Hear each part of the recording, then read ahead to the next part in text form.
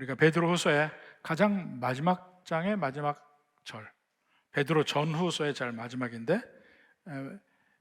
이 베드로의 그 바램의 핵심, 성도들에게 바라는 것의 핵심이 여기 있습니다.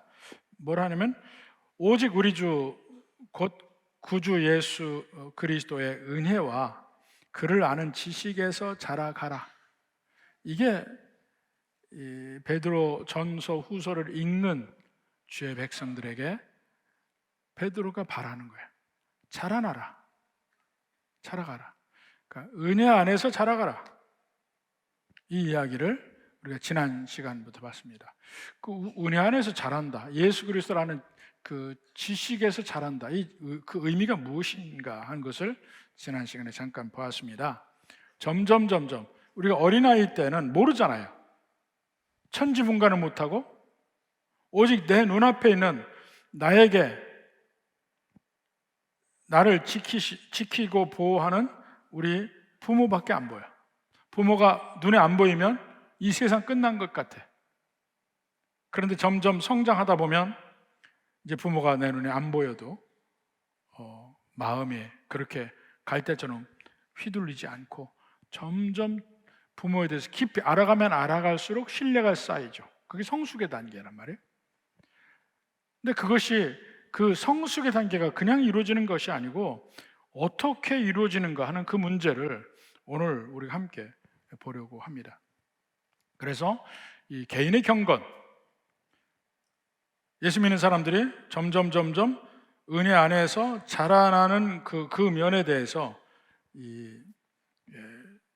관심을 가지는 것이 지난 교회의 역사가 다 그렇습니다.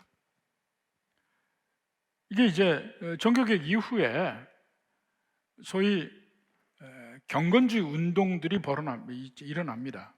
그 중에 영국의 대표적으로 청교도 운동이 있죠. 그러니까 청교도들의 삶은 끊임없이 하나님 앞에서 내 자신을 성찰을 하고 하나님 말씀을 은혜대로 듣기를 원하고 이런 겁니다. 그래서 그 당시 그 청교도들의 많은 이 문학 작품들이 있어요. 그들이 쓴 이 여러 가지 성경적 지식이나 이런 거에 대한 저서들이 많이 있습니다. 그 가장 대표적인 게 이 존 오웬이라는 청교도 학자가 쓴 여러 책이 있는데 그 지금도 전집으로 팝니다. 전집으로 파는데 그 중에 전 5권인가 될까요? 그 중에 제 4권이 전체가 죄에 관하여 쓴 책입니다. 근데 옛날 책들은요, 지금과는 좀 달라요. 우리나라 책하고 서양의 책하고 좀 다르고 서양의 책도 옛날 책하고 좀 달라요. 그게 뭐냐면 옛날을 갈수록 글씨가 더 깨알같습니다. 그러니까 한 페이지에 들어가는 정보의 양이 엄청나게 많아요. 그래서 이 책 한 권이 이렇게 두껍다 이러면 이거 읽으려면 정말 대단한 노력을 가져야 하는데 이 두꺼운 책 한 권이 전부 죄에 대해서 썼어요. 그리고 존 오웬의 책 중에서 가장 지금도 많이 읽는 책입니다. 신학자들이나 목회자들이 미국에서 많이 읽어요. 왜냐하면 거기에 우리 자신의 죄에 대해서 정말 깊이 있게 다뤄놨어요. 그러니까 이런 식으로 청교도들의 삶에서는 자기 성찰이 대단히 강합니다. 그 중에 그때부터 지금 계속 쓰는 말이 뭐냐면 소위 mortification이라는 말을 써요. mortification of sin이라고 표현하는데 이것은 일상생활에서는 거의 쓰여지지 않는 말이고 주로 특히 죄를 없앤다. 그러니까 mortification 말이 그냥 없앤다는 말이 아니고 아주 박멸한다는 개념을 가지고 있어요. 박멸한다. 이게 mortification인데 이 죄를 우리 삶에서 없앤다고 할 때 그것을 mortification으로 표현합니다. 아주 강력한 표현이에요. 근데 이것을 쓰면서 어떻게 하면 우리 삶에서 우리 죄를 가장 완벽하게 바퀴벌레 때려잡듯이 완벽하게 다 없앨 것인가, 이런 면에 집중을 했습니다. 그래서 이 개인의 경건 생활에 집중하던 때가 있었어요. 그러다가 점점 19세기, 20세기 되면서 이 교회의 관심이 개인의 경건에서부터 이 사회적인 면에 관심을 갖기 시작합니다. 1차, 2차 세계대전도 지나고 이렇게 가면서 이 소위 전쟁과 평화라든가 산업화라든가 정치라든가 이런 면에 많은 관심을 갖게 됩니다. 그래서 상대적으로 이 개인의 경건에 대한 관심이 줄어들어 왔어요. 그래서 지난 50년, 100년의 기간 동안에 이 개인의 경건에 그렇게 옛날만큼 관심을 갖지 않습니다. 근데 이것이 신약 성경의 가장 주된 관심이고 우리의 삶에서 가장 핵심적으로 다뤄야 될 주제라고 생각을 합니다. 그래서 점점 이런 면이 개인의 경건에 대해서 강조점이 약화될 때 다시 한번 이것을 강조하는 것이 필요하다고 생각을 해요. 또 다른 면에서 이 개신교 안에서도 또 다른 흐름이 하나 생깁니다. 그게 대표적으로 요한 웨슬레로 대표되는 일종의 성결 운동입니다. 홀리니스 무브먼트라고 하죠. 성결 운동은 어찌하든지 하나님의 말씀을 있는 그대로 지키려고 노력해요. 그래서 그것이 하나의 운동이 아니고 하나의 교단으로 바뀔 때 그 교단의 이름이 메소디스트가 됩니다. 지금의 감리교의 영어 이름이죠. 그 감리라는 말 자체가 그거예요. 감리가 무슨 뜻이에요? 건축에 쓰는 말이에요. 건축에 쓰는 말.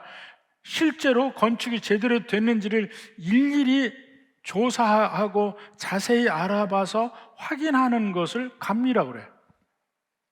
근데 그 메소디스트라는 그 말 자체가 바로 그 의미를 가지고, 메소디스트라는 모든 삶에 하나님의 말씀을 적용할 때 메소디컬하게 적용하려고 하는 이 사람들이 메소디스트예요.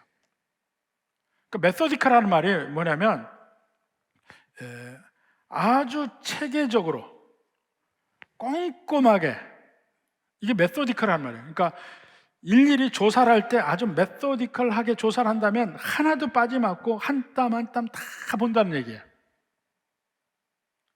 그런 식으로 요한 웨슬레는 하나님 말씀을 지키려고 노력을 했습니다. 그러다가 어느 날 그가 경험을 합니다.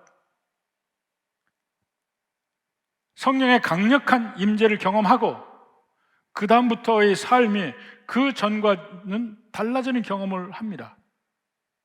그 이후로도 많은 사람들이 그런 경험을 해요. 그래서 그들이 부를 때 이것을 제2의 축복, second blessing이라고 부르기 시작했어요. 그래서 칭의, 처음 하나님 주신 은혜, 값없이 의롭다함을 받는 은혜, 그렇게 해서 거듭난 사람들이 두 번째 은혜를 받는데 이것이 이제는 성결로 가게 되는 거예요. 하나님이 성결을 복으로 주신다고 생각을 한 겁니다.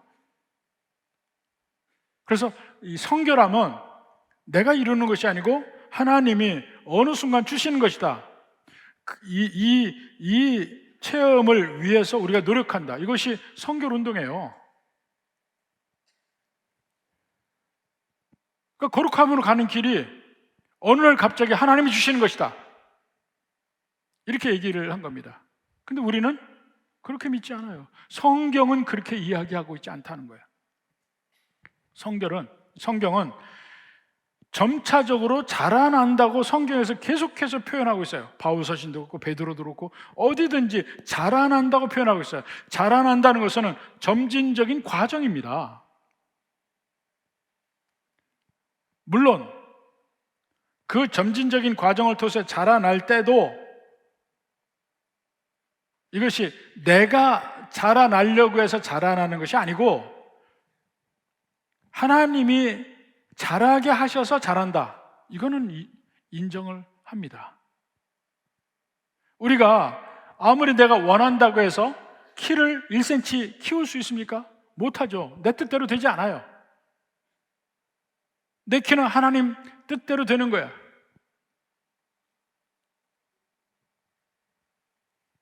그렇지만 키가 자라난다고 할 때 그 자라날 때 필요한 거는 충분히 보충을 해줘야 되죠. 영양이 충분히 보충이 돼야 되고 뭔가 여러 가지 조건이 있을 때 자라나는 거예요. 그래서 영양이 충분하지 못한 시기에는 국가 전체적으로 이 평균 키가 떨어집니다. 50여 년 전에 우리나라가 어려울 때 우리나라의 평균 키가 남자들의 평균 키가 170이 안 됐어요. 제 키가 176인데 제 또래들 사이에서는 그래도 큰 키였어요. 이 교실에 고등학교 때 이렇게 앉아 있으면 제가 어려서는 앞에서 세 자리 뒤를 못 갔습니다. 키가 작았어요. 근데 중학교 3학년 때부터 갑자기 키가 크기 시작하는데 이제 고등학교 2학년 3학년 되니까 이제 뒤에서 셋째 자리에 앉기 시작을 했어요. 뒤쪽에 앉았어요. 근데 큰 키였습니다. 근데 50년 지나고 나서 지금 우리나라 남자의 평균 키가 몇 센치인 줄 아세요? 175예요. 지난 4, 50년 동안에 평균 키가 5cm가 늘었어요. 그러니까 제가 갑자기 나는 큰 키였는데 평균 키가 돼버린 거야. 제 또래 말고 전체적으로 봐서. 그러니까 요즘은 아이들이 엄청 크잖아요. 부모보다 이 자식들이 큰 경우가 훨씬 더 많아. 영향이 있기 때문에.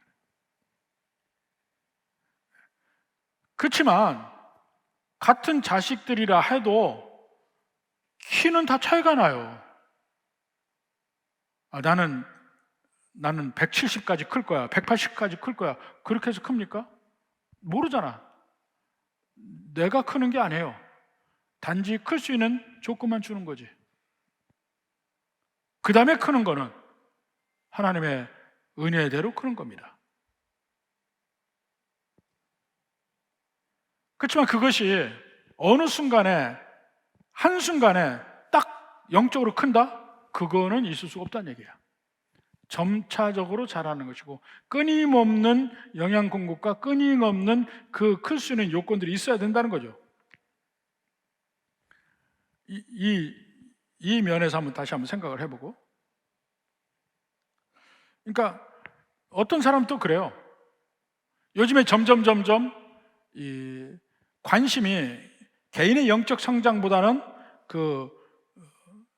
이 교회의 사회적 역할, 뭐 이런 것에 더 관심을 많이 갖게 되는데, 이제 우리가 개인의 경건 이거를 강조하게 되면 뭐라고 공격을 하냐면, 그거는 너무 개인주의만 치우치고 너무 이기적인 거 아니냐 이렇게 얘기하기도 합니다.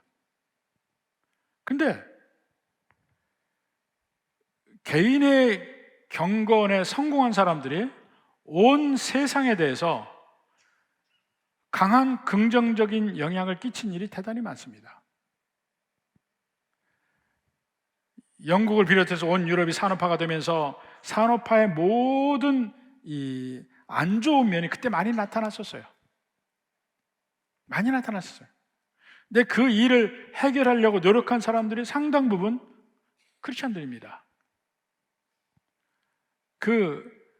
영국이 제일 먼저 산업화가 되잖아요. 근데 전혀 그들이 가지 못한 길을 가면서 그 산업화의 부작용, 자본주의 부작용들이 막 나타나기 시작하는 거예요. 농촌에서부터 막 몰려와서 노동자가 되는데 그 노동자가 많다 보니까 이 자본주들이 횡포를 부리기 시작하는 거예요. 돈은 조금 주고 일은 많이 시켜요.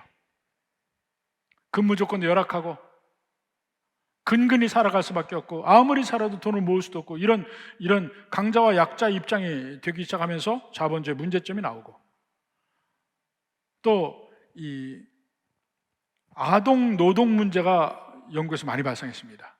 그 아동 노동의 핵심이 이제 이 초기 산업화의 가장 중점적인 산업은 이 섬유 사업이었습니다. 방직 산업, 방적 산업. 이 섬유 사업에 무한 반복한 노동을 하는데 그거 어린아이들이 많이 했어요. 그리고 가장 안 좋은 환경이 뭐냐면 그 당시 전부 도시화가 이루어지면서 땔감을 석탄을 씁니다. 영국이 석탄이 굉장히 많이 났어요. 석탄을 씁니다. 석탄을 쓰는데 석탄이 끓음이 많이 나잖아요.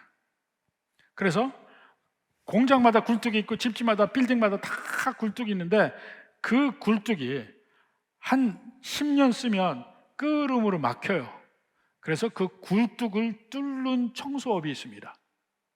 우리나라도 옛날에 있었어요. 제가 어려서 봤습니다. 그 사람도 어떻게 하냐면 이 마지막에 이 강철 솔 같은 게 달려있는 이 쇠줄이 있습니다. 이것이 쇠줄을 이렇게 빙빙 이게 둘리면은 어깨에다 딱 매면 이렇게 둘러가요. 그걸 메고 다닙니다. 이걸로 이 굴뚝을 쑤시는 거야. 그래서 그 그름이 이렇게 떡진 것을 다 뜯어내야 비로소 굴뚝이 이제 소통이 되는 거예요. 제대로 불이 꺼야 되는 거예요. 그 일을 하는 일이 영국에서도 굉장히 많았습니다.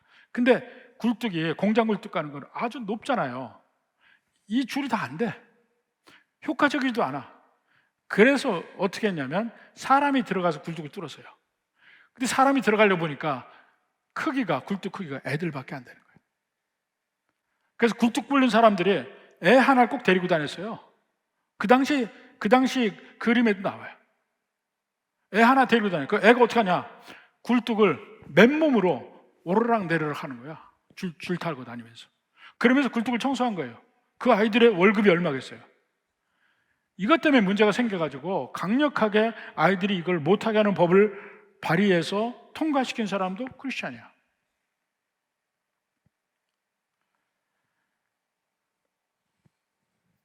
각 국에서 긍정적인 영향을 끼친 수많은 사람들이 정말 경건한 크리스찬들이었어요.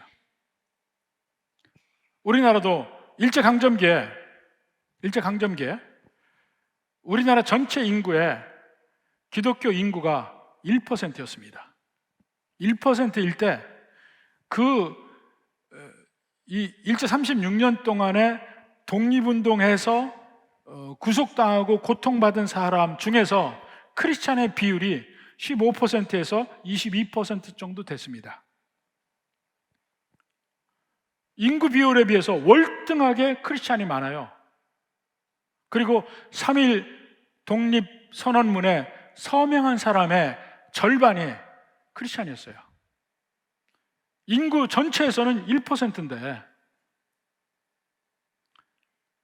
그들은 그 당시에는 정말 한국의 교회는 그 개인의 경건에 집중하던 때야. 평양 대부운동이 어떻게 일어납니까? 한 분의 회개에서부터 시작이 돼. 수없이 많은 사람이 나와서 회개하는 거예요. 회개 운동으로 부흥운동이 일어납니다. 미국에서 뉴잉글랜드의 부흥운동도 가장 대표적인 그 당시의 부흥사가 찰스 피니인데, 찰스 피니가 얘기한 가장 중요한 메시지는 회개하라입니다. 그래서 뉴잉글랜드 교회마다 그 부흥 집회를 하면서 가장 많은 사람들이 그 강력한 성령의 울림 속에서 회개했어요. 개인의 경건을 통해서 변화된 사람들이 사회를 변화시키는 거지, 교회가 거기에 집중해서는 안 된다는 얘기예요. 그런 면에서도 언제나 우리의 그리스도인의 삶의 출발점은 개인의 경건 생활에서 은혜 안에서 자라나는 것이 필요하다, 이겁니다. 또 다른 면이 하나 더 있는데, 또 다른 면이 소위 로마 캐톨릭, 그리스 정교회, 여긴 러시아 정교회도 포함입니다. 그리고 성공회, 이것을 전체로 묶어서 상당히 그 로마 천주교와 맥을 같이 해요, 사실은. 이들은 통째로 구교라고 할 수 있어요. 이 프로테스탄트의 그 신교에 대비해서 구교입니다. 이들은 아직도 목회자를 사제라고 부릅니다. 프리스트라고 불러요. 사제. 성공회도 사제라고 불러요. 그리스 정교회, 로마 카톨릭, 러시아 정교회 전부 사제라고 불러요. 이들이 오랜 동안 중세에서 지금까지 가지고 있는 전통이 뭐냐면 어떻게 하면 우리가 경건을 이룰 수 있을 것인가의 관점이 우리랑 달라요. 무슨 얘기냐면 내가 경건에서 진척을 이루고 싶다, 자라나고 싶다 할 때는 내 현재의 모든 삶을 버려야 돼, 실제로. 그리고 산에 들어가야 돼. 수도원으로 가야 돼. 수도원에 가서 평생을 그 경건함의 성장, 아니면은 내가 죄에서 멀리하고자 하는 그 모든 것에 평생을 바쳐야 될 문제예요. 그들이 생각할 때 일반 성도, 평민들은 거기에 도달할 수 없다고 생각해. 사실은 이 크리스천들을 둘로 구분해요. 자, 그럼 수도원에서 있는 수도사들은 뭐냐? 원칙적으로 이들은요, 평신도예요. 평신도야. 그러니까 그냥 예배당에 가는 성도들과 다를 바가 없지만 그들의 차이는 뭐냐면 일반 그 로마 카톨릭의 정교에서 평신도들은 그냥 평소에 생활을 하는 사람이에요. 이 사람들은 경건의 진도에 매진하지 않는 사람들. 이건 그냥 따라오면 돼. 그 중에서 그 경건 안에서 성장하고자 하는 사람들은 수도원에 가서 수도사가 돼야 돼. 그 수도사 중에서 일부가 이 프리스트가 되기도 하고 주교도 되고 이렇게 되는 거예요. 그러니까 수도사는 원칙적으로 평신도예요. 교회 안에 프리스트라는 직책이 없는 사람들입니다. 지금도 이것을 제대로 볼 수 있는 데가 어디냐면 그리스에 가면 그리스 전체 지도에 에게해 쪽에 나와 있는 반도 중에 중간 정도에 아토스 반도가 있습니다. 거기에 반도 끄트머리에 제일 높은 산이 아토스 산이라고 있는데 그 아토스 반도 전체가 금여의 지구입니다. 여기는 특별 행정구역이야. 그러니까 그리스 정부의 이 관할 밖에예요. 여기는 그리스 정교회에서 관할하는 곳이고 이 크기가 반도인데 이 반도의 크기가 우리나라 진도보다 조금 더 크고 더 길어요. 더 길게 이렇게 고구마처럼 돼 있어요. 근데 거기는 그 반도로 들어오는 입구가 완전히 이 교통이 끊겨 있습니다. 거기를 들어가려면 그 반도 남쪽에 항구가 있는데 그 입구 쪽에 항구가 있는데 항구에서 배를 타고 들어가야 돼. 그 반도 전체에 엄청나게 큰 수도원이 20곳이 있습니다. 20곳이 있는데 20곳에 여자는 한 명도 없습니다. 금여의 지역이고 심지어는 짐승조차 암컷은 못 들어가요. 아예 그렇게 해놓은 데입니다. 그리고 일반 사람들도 들어갈 수 있는데 이제 성인 남자만 들어갈 수 있어요. 미리 신청해야 돼. 극히 소수만 받아요. 수도사들 빼놓고는. 그래서 들어가면 최대한 4일까지는 머무를 수 있어요. 어떤 수도원이든지 머무를 수 있고 한 수도원에서는 24시간 이상 머물지 못하게 돼 있어요. 그래서 그렇게 그 여행을 갔다 오는 사람이 간혹 있어요. 왜냐하면 워낙 들어가는 숫자가 적기 때문에 쉽게 못 들어갑니다. 거기서는 온전히 거기 생활하고 심지어는 기록도 있습니다. 평생 태어나서부터 죽을 때까지 여자를 한 번 좀 본 적도 없는 사람도 있어요. 태어나자마자 어머니가 돌아가셨어요. 그리고 그 아토섬에 수도사되게 키웠는데 거기서 죽을 때까지 거기 있었어요. 한 번도 여자를 보지를 못한 사람이 있다니까. 왜 그랬을까요? 정욕을 끊으려고.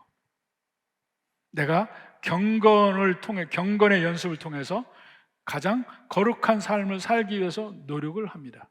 그 안에 들어가면 아침과 저녁 시간에는 경건의 시간이 있어요. 새벽부터 경건의 시간이 있고, 한낮에는 이제 노동을 합니다. 노동을 하지 않고는 거기 살 수가 없어요. 농사도 지어야 되고, 식당 일도 해야 되고, 청소도 해야 되고, 모든 걸 거기서 다 해. 그렇게 해서 경건이 지켜질까요? 경건으로 자라나게 될까요? 우리는 그렇게 믿지 않고 성경도 그렇게 이야기하지 않습니다. 우리가 그 개혁신앙인데, 우리가 믿고 있는 신앙의 뿌리가 여러 교회 안에 신학적 사조가 있어요. 그 중에 우리가 몸담고 있는 곳은 개혁주의입니다. Reformed Theology라고 그래요. 개혁주의라는 게 종교개혁과 다른 거예요. 이 안에서는 모든 이 성경을 아는 신학적 체계를 잡은 사람이 켈빈입니다. 깔뱅이라고도 이야기하고, 프랑스 사람이니까 원래 켈빈인데, 그가 이야기한 것은 모든 사람이 하나님 앞에 부르심을 받았다는 거예요. 모든 사람이 하나님. 그러니까 소위 정교회나 로마 캐톨릭에서 이야기하듯이 두 계급이 사람이 아니에요.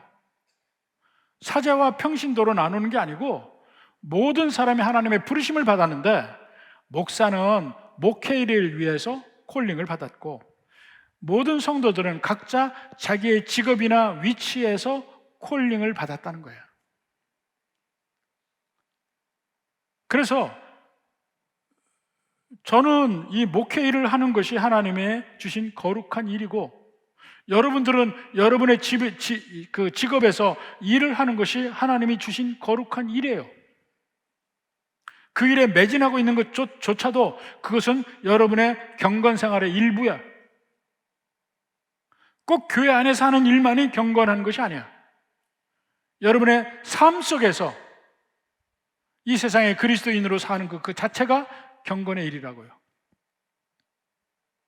그리고 이 개신교 안에서도 신앙의 스펙트럼이 여러 가지잖아요. 그 로마 천주교하고 가장 반대로 가는 극단이 어디냐면 이 아나바프티스트 제세례파라고 하는데요. 제세례파, 유아 세례도 인정하지 않아. 믿음으로 고백할 수 있는 그런 나이가 되어야 비로소 세례를 받을 수 있다고 생각해요. 그래서 다시 세례를 받은 제세례파입니다. 그 중에 하나가 침례교예요. 침례교. 그러니까 침례교에서는 목사를 뽑는 것도 다릅니다, 우리랑. 원래 침례교는 목사가 되는 것이 꼭 신학교를 나와야 되는 조건이 없어요. 그냥 그 교회 성도 중에서 하나 뽑아. 당신이 목회를 하시오. 그럼 목사가 돼요, 그냥. 근데 목사가 된 다음에 그 다음에 신학교육을 받으러 가. 이 일을 해야 되니까. 다르죠? 우리는요, 하나님의 부르심을 받은 사람들이 신학을 먼저 하잖아요. 신학을 하고 나오면 그걸 제대로 신학 공부를 했는지 이 시험도 거치고 또 이렇게 해서 경험도 쌓고 해서 그 다음에 목사를 하게 해요. 다르죠? 우리는 그 중간 정도 돼.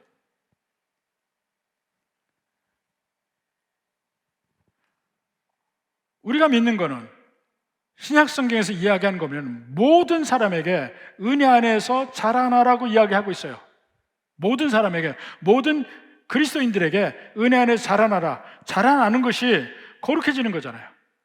거룩함의 길을 시장에서도 어디에서든지 할 수 있다는 거야. 꼭 산속에 들어가서 수돌에 가야만 거룩함의 길을 갈 수 있는 것이 아니고, 우리의 일상생활 모든 분야에 있으면서 하나님과 교제하고 대화하고 하면서 은혜 안에서 자라날 수 있다는 겁니다. 그래서 지금 얘기하는 거예요. 그리고 아까 얘기한 대로 그 자라남이 내가 자라난다는 개념은 아니에요. 키가 크려면 어떻게 합니까?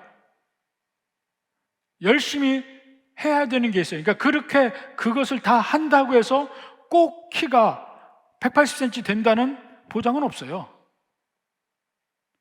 그러나 그렇게 하면 대체로 부모보다 커지는 거야. 부모보다 커져. 그래서 영적 성장을 이야기할 때는 이렇게 하면 성장할 것이다지, 그 성장 자체는 우리에게 달려있지 않아요. 하나님의 은혜로 성장하는 거예요. 그걸 인정하고, 그렇지만 우리가 그것을 위한 환경 조성은 충분히 해야 됩니다. 어디까지 성장할지는 몰라. 환경 조성은 해야 돼. 그 구체적인 조건을 제가 몇 가지를 말씀을 드릴게요. 첫 번째, 성장에 필요한 것이 육체적 성장하고 똑같은데 영양 공급이 돼야 되죠. 질 좋게 영양 공급, 성장에 필요한 영양이 공급이 돼야 돼. 먹어야 돼, 마셔야 돼, 건강한 공기가 있어야 돼. 그렇게 있으면 우리가 자라납니다. 그 영양 공급이 돼야 된다는 거, 공기가 있어야 되는 거, 다 이게 영적으로 뭡니까? 하나씩 따져봅시다. 제일 첫 번째는 성경 말씀이에요. 성경 말씀을 계속해서 우리 영의 양식이라고 이야기해. 가장 대표적으로 그 면을 이야기하는 것이 시편 119편이에요. 시편 119편은 히브리어 알파벳 순서대로 22개 글자 전부 다 해서 하나씩 해서 8절씩, 처음 1절부터 8절까지는요 모든 처음 시작하는 글씨가 이 영어로 얘기하면 A, 알레프라고 하는 건데, 알레프로 모든 절이 시작이 돼. 두 번째 9절부터 16절까지는 영어로 B, 베이트라고 하는 그 글자로 시작을 해. 그러면서 성경 말씀이 얼마나 우리에게 귀하고 좋은 것이고 그 자양분인지를 설명을 하고 있습니다. 그 원어 성경 보면 훨씬 좋아요.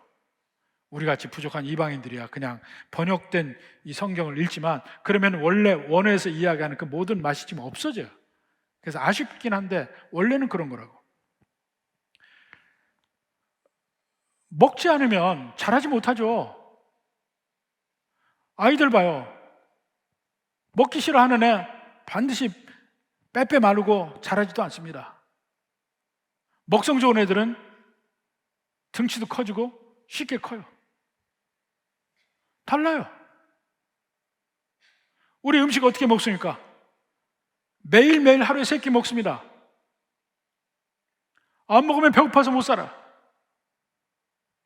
하루 금식하라 그러면 자기 죽이는 줄 알아. 그런데 그보다 더 중요한 영의 양식은 왜 안 먹습니까? 매일 먹어야 돼요. 일주일에 모아서 토요일 날 다 먹는다? 안 돼. 매일 먹어야 돼. 밥은 매일 먹잖아요. 오늘 먹어도 내일 또 배고파 또 먹어야 돼. 영의 양식도 마찬가지예요. 매일 먹어야 돼. 그렇게 해서 매일 충분히 먹지 않으면 자라나지 않아요. 여러분의 신앙생활이 몇 년이 됐든 몇십 년이 됐든 아무 관계없어요. 매일 먹고 있습니까? 안 먹는 사람은 계속해서 영적 지진화가 되는 거예요. 자라질 않아. 또 하나 우리가 공급해야 될 양분은 호흡이 호흡. 열심히 숨도 제대로 맑은 공기 써야 돼. 이게 기도예요, 기도. 하나님과 끊임없이 교제하고 커뮤니케이션하고 하는 문제. 예배도 꼬박꼬박 참석하고 설교도 듣고 설교 들어도 좀 요약도 좀 하고 마음에 새긴 거 다시 한번 적어도 놓고 이런 식으로 해서 내 영혼의 양식을 삼는 겁니다.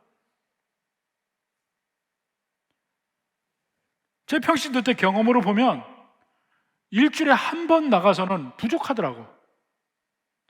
내 신앙을 굳건히 이 세상에서 굳건히 지키고 가기에는 좀 어려워요. 수예배까지 나와야 그래도 조금 플러스가 되더라고. 여러분도 마찬가지일 거예요. 일주일에 한 번만 나와가지고는 내 신앙을 지키기 대단히 힘들 거예요. 성경뿐만 아니고 영의 양식이 되는 여러 경건한 책들이 있습니다. 옛날에 막 그렇게 해서 전체 교회 막 휩쓴 책들이 있어요. 안인식 사모의 뭐 죽으면 죽으리라 뭐 이런 책들, 뭐 유행하는 책들 엄청나게 많이들 보고 막 합니다. 근데 요즘은 그런 경건서적이 많이 본다는 말이 결국 별로 없어. 신앙의 거인들의 전기도 읽어보시고,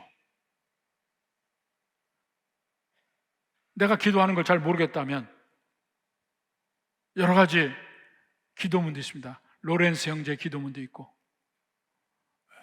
또 우리의 삶에서 이 조지 뮬러의 생애를 얘기하는 책도 있고, 수없이 많은 경건서적들을 접해보고 읽어보십시오. 또 역사서도 읽어봐요. 뉴잉글랜드 부흥사라든가 뭐 로마 제국의 흑만사라든가 이런 역사 속을 객관적으로 관조해서 볼 수 있는 그 책들을 보면서 마음의 양식을 삼는 거예요. 그러니까 이것을 먼저 충분히 영의 양식이 되는 것을 이 성경에서부터 시작해서 다 내가 받아들이는 그것이 필요합니다. 자라날 때. 두 번째는 성장의 해로운 일은 멀리 해야 돼요. 성장의 해로운 일이 얼마나 많습니까? 어린이가 잘못해서 병에 걸리면 어떻게 해요? 계속 병치레해서 병원 들락날락하면 그 아이는 잘 못 커요. 아무리 부모가 커도 아이는 잘 못 크게 돼 있어요. 동물도 마찬가지예요. 병치레 많이 하는 동물은 잘 못 커. 식물도 마찬가지예요. 우리도 영적 성장을 하기 위해서는 모든 우리에게 병에 걸리게 하는 해로운 것들은 없애야 돼요.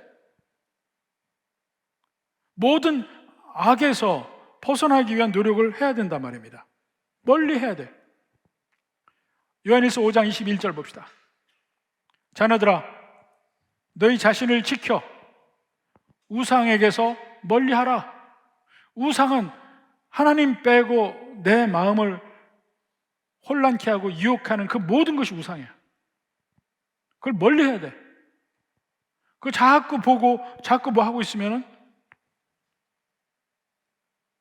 성장하지 못하는 거야. 넘어지고 상처받고 병에 들고 하는 거예요. 세 번째로 운동해야 합니다. 운동. 그러니까 열심히 영양분 있는 걸 먹었어요. 그 다음에 운동을 해야 자라나요. 먹기만 하면 뚱뚱해지기만 해. 운동을 해야 건강하게 근육이 생기고 자라나요. 요즘에 저뿐만 아니고 모든 이 나이 들면서 관심이 뭐냐면 여러 가지 대사증후군이야. 고혈압, 당뇨. 근데 당뇨는 100% 게으른 사람의 병이에요. 잘 먹고 운동 안 하는 사람이 걸리는 병이야. 다른 게 아니야. 물론 일형 당뇨라고 해서 뭐 선천적인 것도 있긴 하지만 그걸 제외하고는 100% 질 좋은 음식 많이 먹고 운동 안 하는 거예요. 그 중에 특히 물론 단 거 많이 먹는 거 있습니다. 밥 많이 먹는 사람, 밥 많이 먹고 운동 안 하는 거, 그거 당뇨 직방이에요. 운동해야 되거든. 저도 당뇨 판정을 받고 그 다음에 아이쿠야 그리고 시작한 게 운동이에요. 계속 운동합니다. 그 지금 당뇨 약 끊고 지금 유지하고 있어요. 그 완전 완치 없습니다. 그러니까 걸리지 않을 때 미리 하는 게 좋은데 도대체 안 걸린 사람은 마이동풍이야. 아무리 말해도 자기 일이 아닌 줄 알아. 근데 결국 걸리고 나면 후회하는 거예요. 저처럼. 운동하지 않으면 여러분 영적 당뇨에 걸립니다. 당뇨가 얼마나 무서운 줄 아세요? 당뇨 걸린 사람은 알아야 되는데 당뇨 걸렸어도 몰라. 너무 당뇨를 가볍게 생각해. 왜냐하면 안 보이거든요. 연속 혈당 측정기라 해서 몸에 부착해서 우리 몸의 이 당 레벨을 계속 보지 않으면 내게 당 레벨이 어떤지 보이지 않고 느껴지지 않으니까 대충 살아요. 많은 당뇨 환자들이 대충 살아. 무슨 일이 벌어질 줄 알아요? 그 당뇨 걸려가지고 대충 살면서 한 10년 지나잖아요? 그러면 당뇨의 핵심이 뭔지 아십니까? 모든 피에, 몸의 혈관 속의 피에 설탕이 많이 들어갔다고 생각하면 돼. 끈적끈적해져요. 그러면 모세혈관이 다 막히기 시작해. 아주 미세한 모세혈관부터 막히기 시작하는데, 몸에서 가장 미세한 모세혈관이 어디인 줄 아세요? 눈에 있고 발끝이야. 당뇨 오래 앓으면서 관리 안 한 사람이 제일 먼저 눈이 침침해지고 실명해요. 발끝부터 썩기 시작해. 그때 돼야 비로소 느껴지는 거야. 늦었어요. 열심히 운동해야 돼. 육체적인 면도 그렇지만 영적인 면 더욱 그렇습니다. 먹고 열심히 영양식을 먹고 열심히 운동하면 자라나요. 자라나. 운동하지 않으면 안 자라나. 적절한 운동이 필요합니다. 자, 어린이들 보세요. 먹고 안 움직이면 어떻게 돼요? 자라나지 않아요. 뚱뚱해지기만 해. 보기 흉하게 돼요. 사람이 신앙생활 오래 하면서 자라나지 않으면 보기 흉하게 됩니다. 자기 오래됐다고 여러 사람 앞에서 교만하게 위세 떨고, 그거 나 다 해본 거야. 다 자기보다 아래로 봐. 연수는 오래됐으니까. 자라나진 않았는데 자기가 영적 어린아이인 거는 모르는 거야. 그럼 다른 사람 괴롭혀. 뚱뚱이지 말했으니까 실제 하나님 뜻 안에서 내가 믿음으로 뭔가를 해야 될 때는 못해요. 못해. 능력이 없으니까. 자라나질 않았으니까. 고린도전서 3장 1절 봅시다. 형제들아, 내가 신령한 자들을 대함과 같이 너에게 말할 수 없어서 육신에 속한 자 곧 그리스도 안에서 어린아이들을 대함과 같이 하노라. 그리스도 안에도 어린아이들이 있어요. 영적 어린아이들. 그것은 믿은 지 얼마 안 됐다는 의미가 아니에요. 변하지 않고 자라지 않고 오래간 사람들, 그 사람을 다른 말로 뭐라고 그래요? 육신에 속한 자, 세상적으로 사는 사람. 믿음이 오래되었다고 더 거룩해진 거 아니에요. 자라나는 과정이 없었으면 그냥 뚱뚱한 어린애일 뿐이야. 말씀을 판단하는 건 기가 막히지. 성도들이 이 영적 기관 중에 최고로 발달한 건 귀요, 귀. 기가 막히게 판단을 잘해요. 근데 성숙하지 않았다는 게 뭐냐면 실제 하나님 말씀의 진정한 뜻을 잘 알지 못한다니까. 내가 해보지 않아서. 우리 사역훈련 할 때 제가 그런 얘기를 합니다. 해보지 않은 사람은 하나님의 말씀을 제대로 이해할 수 없어요. 이대로 해보지 않은 사람은. 가장 대표적인 예를 드는 것이 뭐냐면, 자, 열심히 이 세상에 나가서 복음을 증거하라. 그렇게 할 때 너에게 상급이 크리라. 이 말씀을 가지고 저는 몇몇 사람들에게 들었습니다. 우리가 사랑으로 전도를 해야 되지 상급을 바라보고 하면 되겠습니까? 논리적으로 맞아요. 논리적으로 맞아. 사랑으로 전도해야지 상급 바라보고 전도하면 되겠어요? 그런데 제가 그런 분들에게 반드시 하는 말이 있습니다. 집사님, 전도 안 해보셨죠? 그 얘기 해요. 전도 안 해보셨죠? 머릿속으로만 계산하는 거야. 그러니까 머릿속으로 맞는 것 같아. 한번 전도해보세요. 전도하면서 내가 전도지를 주는데 그 자리에서 아주 냉랭하게 버리는 사람 한번 만나보고, 나한테 예수님 저주하며 공격하는 사람도 만나보고, 문 앞에서 문 그냥 꽈당 닫는 사람도 만나보고, 그 전도지 다니면서 뜨거운 땡볕에 다니면서 땀 삐질삐질 흘리면서 내가 왜 이 일 하고 있나 하고 느껴보는 그런 시간도 다녀보고, 이렇게 다닌 사람은 하나님이 너에게 하늘의 상급이 크리라 하는 그 말씀이 얼마나 내게 생수처럼 다가오는지 모른다는 거였어요. 해봐야 돼. 하나님의 위로가 거기 있거든요. 주님을 위해서 헌신하는 사람들, 주님을 위해서 괴로움도 마다않고 사는 사람들에게 하나님이 주시는 위로와 보살핌이 그 말씀 하나에 있다고요. 네 상급이 크리라. 해보자는 몰라요. 성경 말씀 많이 안다고요? 딱딱거리고 이 성경 말씀 가지고 논쟁 많이 하는 사람 있어요. 그 사람 직접 해본 사람 아니야. 직접 하려고 노력해봐. 얼마나 이대로 사는 것이 힘든가, 얼마나 내게 정말 예수님이 필요한가 해봐야 돼요. 해봐야 비로소 말씀이 소화가 되고 자라나요. 열심히 우리 음식만 먹고 가만히 있어봐요. 어떻게 되나? 소화불량 맞게 덕해요.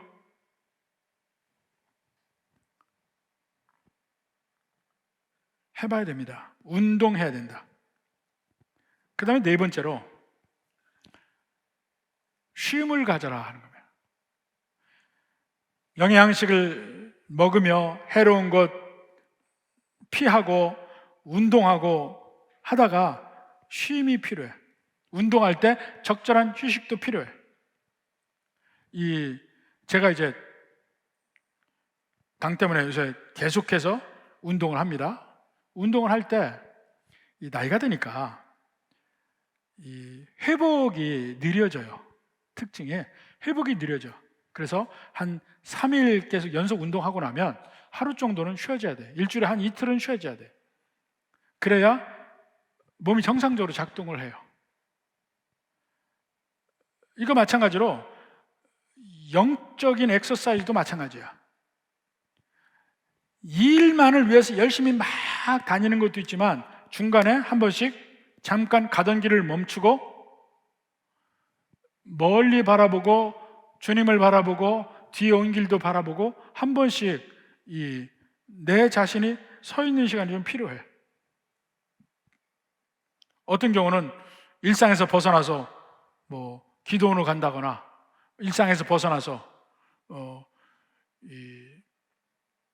저는 사실은 달리는 그 시간이 너무너무 좋습니다. 머리가 맑아지고 생각이 집중되고 오히려 움직이지 않고 있을 때보다 잡념이 더 없어져요. 잡생각이 없어져. 기도하기도 좋고. 근데 그런 시간들이 필요하다니까. 오직 하나님과만의 조용한 시간을 갖는 것, 이것도 필요해요. 우리가 평소에 계속해서 모든 삶 속에서 하나님과 교제하며 대화하며 하나님과 함께 다니는 것도 중요해요. 그런데 그 모든 걸 차단하고 하나님과 함께만 앉아있는 시간도 필요하다니까요. 저는 기도라고 할 때 많은 성도들이 기도는 열심히 내가 하나님께 막 말을 하는 것이 기도라고 생각해. 그래서 하나님 앞에 쇼핑 리스트를 가지고 나와서 하나님 이것도 필요하고 이것도 막 간구합니다. 근데 이거 다 하고 나면 더 이상 기도할 게 없다고 그래. 그게 아니에요. 저는 개인적으로 기도 시간 중에 가장 좋은 시간이 하나님 앞에 말하지 않고 가만히 있는 시간이야. 그냥 하나님이 내 옆에 계신 것을 느끼려고 노력하는 시간. 세상에 아무것도 생각하지 않고 그냥 주님과 함께 있다는 것만 느끼면서 멍 때리는 시간. 저는 그 시간이 제일 좋아요. 육신의 운동도요, 쉼이 필요하죠. 그리고 몸의 건강을 위해서 특히 다이어트 하는 사람에게 정말 필요한 게 음식 적게 먹는 게 아닙니다. 음식 적게 먹으면 다 다이어트 실패. 다이어트에 성공하면 제일 먼저 제가 강조해서 말하는 거는 잠을 좀 자라 해요. 잠을 좀 자라. 최소한 필요한 잠이 한 7시간 정도 된다고 해요. 그래서 잠들 조금 자잖아요. 잠을 좀 자라. 잠을 잘 자는 사람은 건강하기도 하고 살도 안 쪄요. 아주 특이한 사람 빼놓고는. 근데 비정상적으로 살찌는 사람의 가장 큰 특징이 뭐예요? 잠을 안 자. 밤에 잠을 안 자. 그러니까 몸의 사이클이 죽어가지고 정상적으로 돌아가지 않으니까 막 엉망이 되는 거야. 중요한 게 잠자는 거거든요. 영적으로도 막 내가 뭔가 막 일을 많이 하는 거, 그것이 중요한 게 아니고 어느 순간에 조용한 시간을 갖는 겁니다. 모든 내 주변의 삶을 관조하는 시간, 이거 필요해요. 새롭게 모든 걸 볼 수 있는 시간. 욥이 잘못한 게 바로 그거입니다. 하나님 앞에 막 많은 것을 했어요. 근데 고난의 시간에 조용히 하나님의 뜻을 받아들이면서 하나님의 뜻을 묵상하는 게 아니고 막 하나님께 왜 내게 이런 일이 벌어집니까? 계속해서 하나님 문을 두드리면서 얘기했거든. 여러분 문제 있을 때 하나님께 계속 그렇게 문 두드리면서 기도만 하잖아요. 근데 그 중에 조용히 있으면서 하나님의 뜻에 귀를 기울이는 그 시간이 필요하다니까요. 계속 하나님 내 뜻 들어주시오 막 하나님 앞에 바가지 긁지 말고 하나님, 나를 향한 하나님의 뜻이 무엇인가를 생각해 봐야 돼요.